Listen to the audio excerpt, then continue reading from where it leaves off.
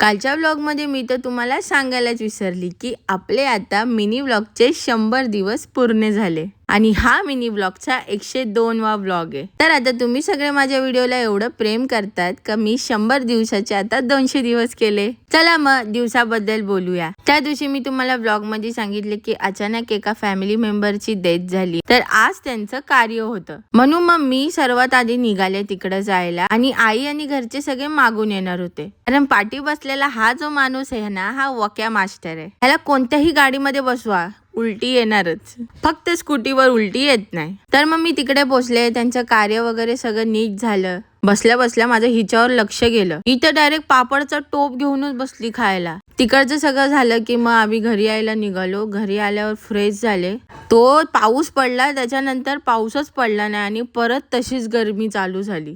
आणि कल्याणला गरमी म्हटली तर बाबा त्या गरमीला काही तोडच नाही। येताना मी आणि वहिनीने भाज्या वगैरे आणल्या, त्या आम्ही दोघींनी निवडून ठेवले।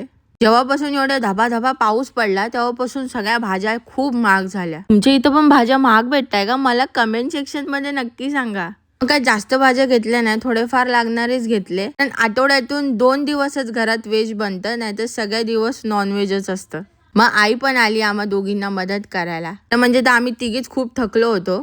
त्यानंतर मग मामाने मला आवाज दिला की आपण जे भाज्या लावल्या त्याच्यावर येऊन कुत्रे बसतात ते, कारण गरमी खूप आहे आणि आम्ही जी माती खोदून ठेवली ती एकदम गार आहे। मग त्यांना बसायला खूप आवडतं तिकडे, आणि आपल्या भाज्या सुद्धा आहे ना तिकडे, जर ते बसले तर भाज्या कशा येतील।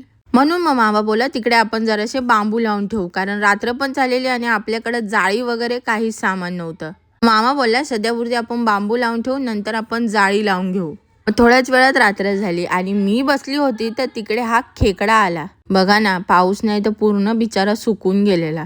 थोड्याच वेळात संध्याकाळच्या जेवणची तयारी केली आणि मग सगळ्यांनी जेवून घेतलं। तर असा होता आजचा आपला मिनी व्लॉग।